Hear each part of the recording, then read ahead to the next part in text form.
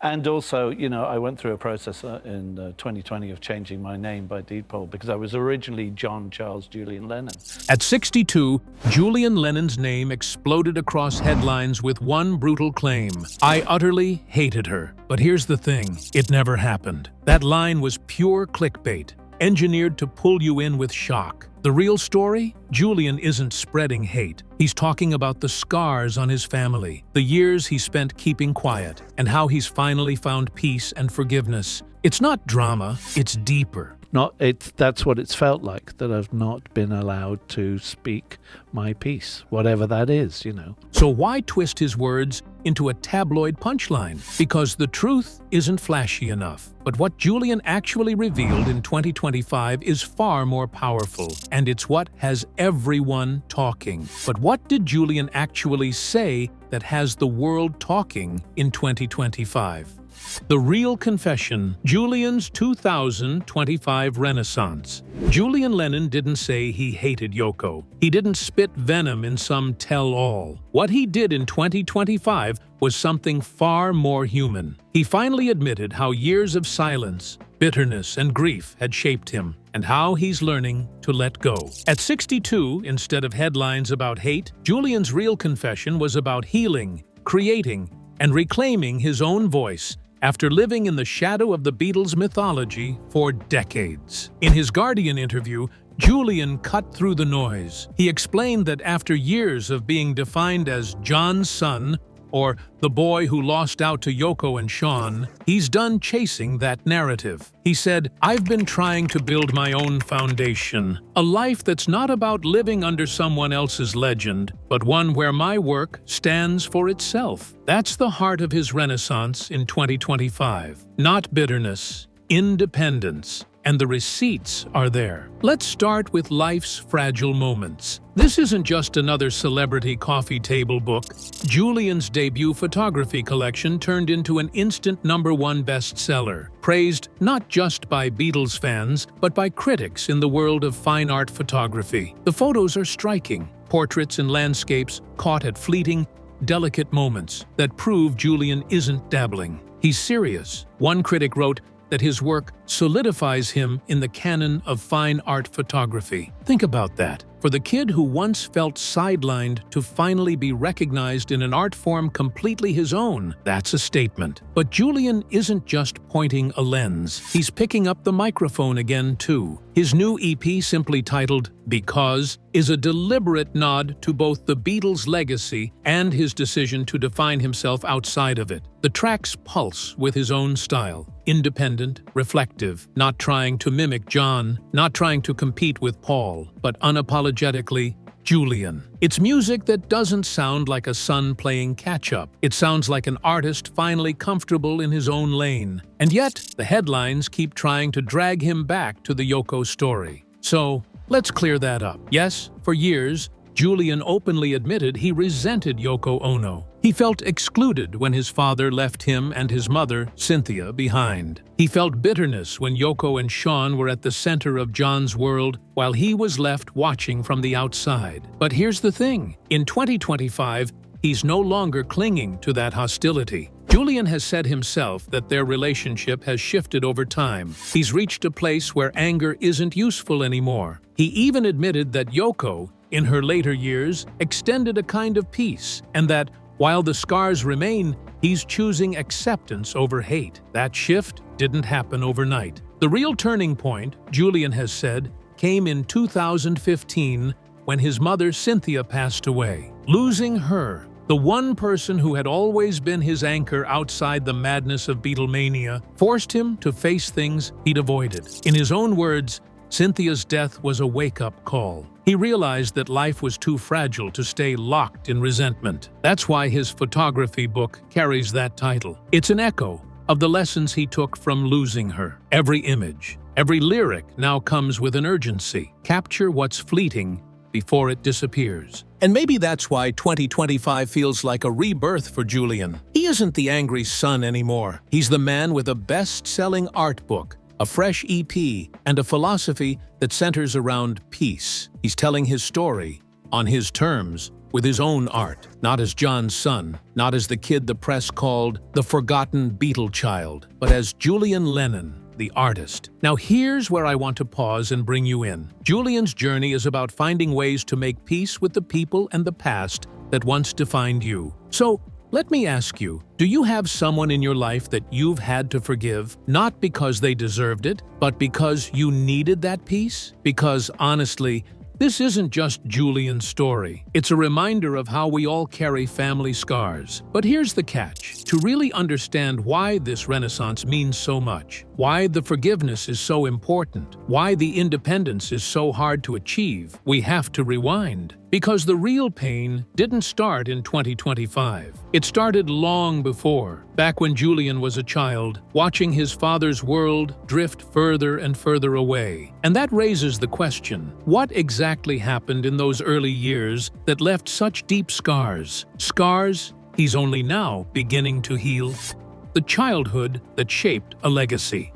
Julian Lennon's renaissance in 2025 makes a lot more sense once you understand the childhood he had to claw his way through. Because behind every calm interview quote and every carefully composed photograph is the memory of a little boy who watched his world fall apart before he even knew what the Beatles really meant. Julian was only 5 years old when John Lennon walked out. One day, he had a father. The next, he was the son left behind as John's life became consumed by fame, affairs, and eventually Yoko Ono. For Julian, abandonment wasn't an abstract idea. It was real. His father left, and he and his mother, Cynthia, were forced to rebuild a life on their own. While the rest of the world saw John as a genius changing music forever, Julian only saw the empty seat at the dinner table. Cynthia Lennon, his mother, became the glue that held everything together. She wasn't living in luxury, even though her ex-husband was one of the most famous men alive. Cynthia often had to scrape by, sometimes selling personal belongings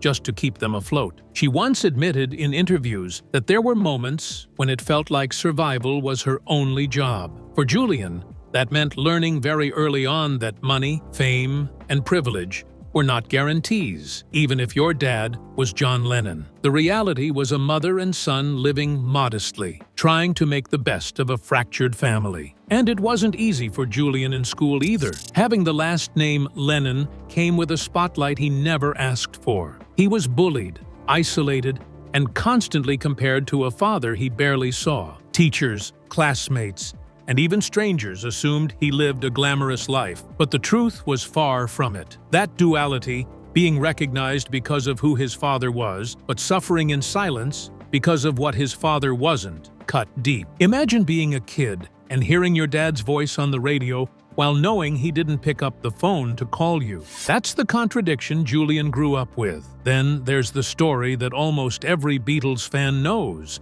but few stop to think about from Julian's perspective. In 1968, Paul McCartney visited Cynthia and a young Julian during the height of John and Yoko's relationship. He saw the pain and the fractured family, and he picked up his guitar. Out of that came Hey Jude, a song meant to comfort a little boy watching his parents' marriage collapse. To the world, it became an anthem of hope. For Julian, it was a bittersweet reminder. Yes, it was a gesture of love from Paul, someone who genuinely cared about him. But it also underscored the fact that his own father wasn't the one trying to ease his pain. The song comforted him, but it also reminded him of what he had lost. Through all of this, Cynthia Lennon became more than just a mother. She became Julian's anchor. She was his teacher, his moral compass, the steady presence who reminded him that kindness and dignity mattered more than fame. Julian has often called her the best teacher he ever had, because while John gave him his DNA, Cynthia gave him his values. She raised him with a sense of resilience that carried him through decades of living in his father's shadow. Without her, it's hard to imagine Julian making it to the point where he could now speak with such clarity about his past. But here's the thing that's easy to miss if you only glance at the headlines. Julian's story isn't just about the absence of a father. It's about the presence of a mother who sacrificed everything. Cynthia didn't chase fame, and she didn't write sensational tell-alls until much later in her life. And even then, her tone was more about honesty than revenge. She simply put her head down and tried to give her son some sense of normalcy in a life that was anything but normal. And in 2015, when she passed away, Julian described her as my best friend and the person who had shaped him more than anyone else. So, when Julian speaks today about forgiveness, about peace, about letting go of bitterness toward Yoko, or even toward his father's choices, that's Cynthia's legacy showing through. The resilience she taught him became the armor he wears now. That's what makes his 2025 Renaissance so powerful. It isn't just about art and music. It's about finally living the lessons his mother spent her whole life teaching him. Let's pause here and think about this. How many of us carry scars from childhood? Maybe not a beetle for a father, but the sting of abandonment, or the weight of having to grow up too soon. Julian's story is extreme, sure, but it's also relatable. And I want to put this to you. If you had to describe your childhood in one word, would it be fragile, resilient, or unfinished? I'm curious how many of you feel like your upbringing still shapes you today, just like it shaped Julian. Because here's the truth. Children who face trauma often grow into adults who either break under the weight of it or rise above it with a determination that's almost impossible to shake. Julian Lennon could have been defined by bitterness. He could have been the angry son forever, comparing himself to his father. Instead, he leaned into resilience. He leaned into the values Cynthia instilled in him. And that's why his story resonates now. It's not about a glamorous celebrity past. It's about surviving something raw and real. And yet, the story doesn't stop there. Because as Julian grew older, those wounds didn't magically disappear. The media kept reminding him of who his father was. Every time he tried to launch his music career, the comparisons to John were instant. Every photograph, every lyric, every public appearance carried the same question. Is he his father's son, or is he his own man? Those pressures made the scars deeper, but they also fueled his determination to prove himself. If childhood gave Julian resilience, adulthood forced him to test it. The media spotlight, the strained relationship with John, and the complicated ties with Yoko and Sean all played out in public. Which raises the question, how did Julian carry those wounds into adulthood? And how did he finally decide that forgiveness was the only way forward? The estate battle that changed everything. When John Lennon was murdered outside the Dakota in December 1980, the world mourned the loss of a legend. But for his eldest son, Julian, the shock came with a second betrayal, one hidden in black and white legal papers. John's will, updated in 1979, left everything to Yoko Ono. Not a guitar for Julian, not a penny for Cynthia, and certainly no acknowledgement of the boy he'd abandoned years before. It's almost impossible to imagine. One of the wealthiest musicians in the world, with royalties pouring in from Beatles records, publishing rights, art, and real estate. Yet his first son, the boy Paul McCartney once wrote "Hey Jude" for, was written out completely. Julian's inheritance was practically nothing. No share of the empire, no recognition, just silence. To the tabloids, it looked like a cold omission. To Julian, it felt like confirmation of everything he feared as a child, that in his father's eyes, he simply didn't matter. But this is where the story gets darker, because that will set the stage for a legal war that stretched for 16 years, one that would test Julian's patience, his resilience, and ultimately his understanding of who he was outside of his father's shadow. The battle began in the early 1980s, when it became clear that Yoko Ono controlled John's estate in its entirety. That included not just money, but also Lennon's publishing rights, unreleased recordings, and the cultural power attached to his name. Julian, still in his late teens, was left standing on the sidelines, but he wasn't willing to disappear quietly. In 1986, Julian began the grueling process of contesting his father's estate. For the next decade, lawyers, courtrooms, and settlement talks would dominate his life. He wasn't just fighting for money, though the sums involved were staggering. He was fighting for recognition, for the acknowledgement that he was, in fact, John Lennon's son. The case dragged on until 1996. 16 years of back and forth, legal maneuvering, and a mountain of stress. By the time it ended, Julian secured a settlement estimated between £20 and £25 million. On paper, that looked like a victory. The media painted him as finally cashing in on his father's fortune. But Julian himself has been clear. It wasn't about wealth. It was about dignity. It was about not being erased from the Lennon story. Because here's the part most fans don't realize. During that legal fight, Julian had to watch pieces of his own childhood get sold to strangers. Letters John wrote to him as a boy, postcards, handwritten lyrics, personal artifacts that belonged to his family were auctioned off like rock memorabilia. Julian ended up buying many of them back with his own money, spending thousands just to reclaim what was already his by birthright. Imagine having to pay for your own father's words and competing with collectors to own a piece of your own past. That was Julian's reality. This is where the emotional toll outweighed the financial one. The estate struggle was about more than just contracts and settlements.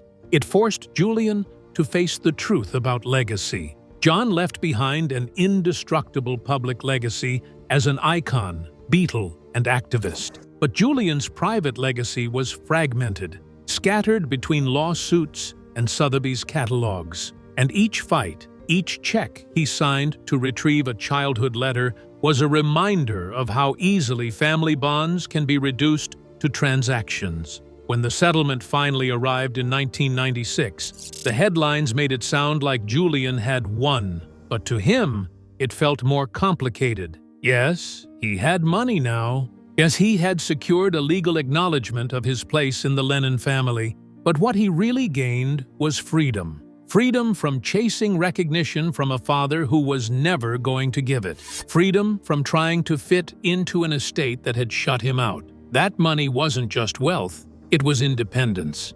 And here's the twist that makes Julian's journey so fascinating. That 16-year war didn't turn him bitter. It hardened his resolve to build his own name.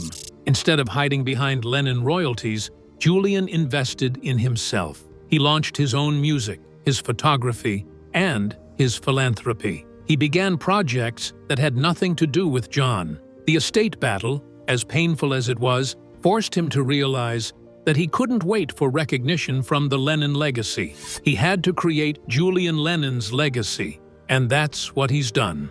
Today, at 62, when he speaks about forgiveness, about peace, about moving forward, it's because he lived through the worst kind of family betrayal and came out the other side. He knows what it means to be excluded, to be undervalued, and to fight for a voice. That's why his words resonate now. They come from scars that the tabloids never show. So, let's flip this to you, because this isn't just a celebrity story. Have you ever seen families torn apart over inheritance? Brothers, sisters, and cousins battling over property, wills, or money left behind? It's one of the ugliest parts of loss, and it happens everywhere, not just in the Lennon household. When grief collides with greed, love can disappear in an instant. So, I want to know, if you've seen this happen, how did it change the way you view family bonds? Because Julian's fight wasn't unique. It was just magnified by fame. And the lessons buried in his story are something anyone can understand. At the end of the day, inheritance is never really just about money. It's about recognition. It's about validation.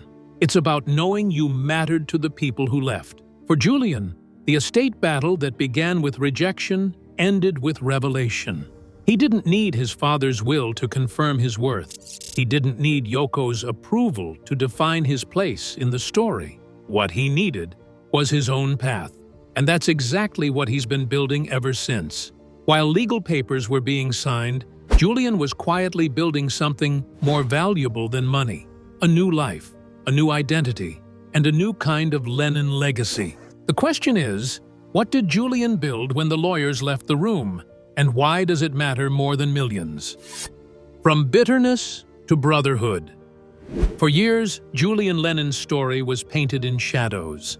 The estranged son, left out of his father's will, locked in battles with Yoko, and forever trapped in the long shadow of the Beatles. But time has a strange way of softening edges. And for Julian, the real turning point wasn't money or fame or even winning back the family artifacts he had to buy at auction. It was something deeper, something that slowly shifted his heart from bitterness toward a kind of brotherhood he never thought possible. The story of Julian and Sean Lennon is where this shift begins. Back in the 80s, when John was gone and the estate war was heating up, Julian looked at Sean with raw jealousy. To him, Sean was the son John chose, the child who got the love, the attention, and the legacy that he himself had been denied.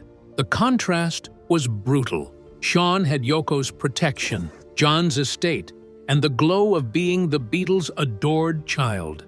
Julian, meanwhile, had memories of absence and rejection. For years, that difference kept them worlds apart. But years later, something changed. Julian has openly admitted that the distance between him and Sean eventually became friendship. The two began spending more time together, not as rivals, but as brothers bound by the same complicated inheritance. And in Julian's own words, the bitterness gave way to connection. Because when you strip away the money and the estate politics, both men carried the same burden, living in John Lennon's shadow. That shared struggle turned into common ground, and from there, respect. The healing didn't stop there. In 2022, Julian made a decision that stunned both Beatles fans and casual observers. For the very first time, he performed his father's iconic anthem, Imagine, not at a tribute concert or for a payday, but for a cause, raising awareness for Ukraine in the wake of the Russian invasion. The song that once felt too sacred, too heavy, and too tied to the father he resented became a vehicle for healing. When Julian sang those words, he wasn't chasing John's ghost anymore. He was reclaiming the song as his own expression of hope and solidarity. He called it a last resort performance, something he'd never wanted to do unless the world truly needed it. And in that moment, he realized the song no longer haunted him. It freed him. That same journey of reconciliation shows up in how Julian talks about Hey Jude. Paul McCartney famously wrote the song for young Julian during the breakup of John and Cynthia's marriage. For years, it was both a blessing and a curse. On the one hand, it immortalized him in music history. On the other hand, it chained him to a past defined by divorce and abandonment. Julian once described his connection to the song as a love-hate relationship, but with age, that relationship softened.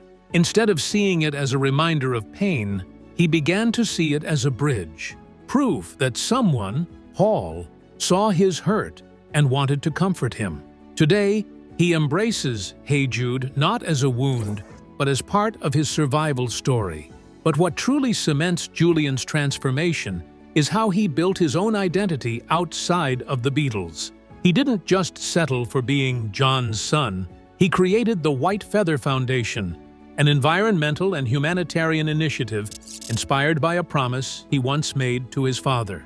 The name came from something John told him, that if he ever passed away, he would send Julian a white feather as a sign of peace. Years later, Julian received exactly that, a white feather, through a gift from Indigenous elders in Australia. Instead of seeing it as a coincidence, he took it as a mission. Since then, his foundation has funded several clean water projects, supported Indigenous communities, and amplified voices that are fighting climate change. In doing so, Julian shifted from inheritance battles to legacy building. His father had the dreamer's words. Julian gave them action. And then there's photography.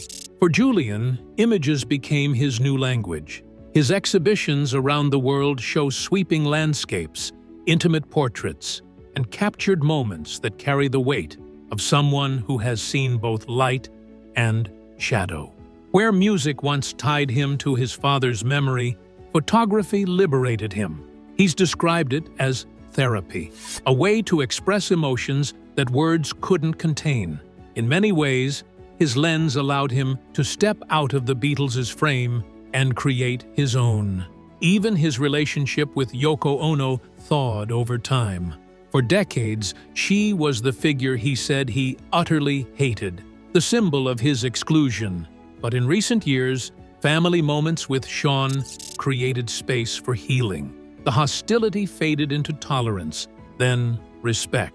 He's even spoken about being glad to see her included in Sean's celebrations, acknowledging that forgiveness, however slow, was possible. It doesn't erase the past, but it proves that even the deepest wounds can scar over into peace. And that's the part of Julian's journey that tabloids won't tell you. His greatest transformation wasn't financial. It wasn't about estates, settlements, or record deals. It was about forgiveness, learning to let go of the anger, to accept the love-hate relationship with the Beatles, and to find family in places he once saw only betrayal. Which brings us to you. Think about your own family. Have you ever carried resentment so deep it felt impossible to let go? Maybe over an inheritance, a divorce, or a broken promise. What did it take for you, or what would it take, to turn that bitterness into something closer to brotherhood? Julian's journey shows us that forgiveness isn't weakness, it's survival. In the end, Julian's ultimate triumph wasn't revenge or recognition. It was something far more powerful. But what exactly was that power? And how did it reshape his entire identity as John Lennon's son? Redefining the Lennon legacy. So, what does it all add up to? After decades of pain, lawsuits, resentment, and that never-ending question, what would John think of his son? Julian Lennon in 2025 has answered it, not with words, but with his life. He is no longer just John Lennon's son. He's the best-selling photographer whose book, Life's Fragile Moments, proved his artistry is real.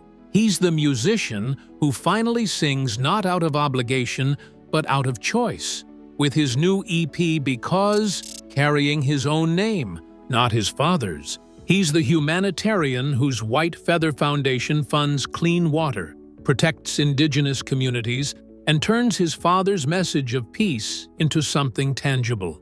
And maybe most importantly, he's the man who chose forgiveness. Forgiveness for Yoko.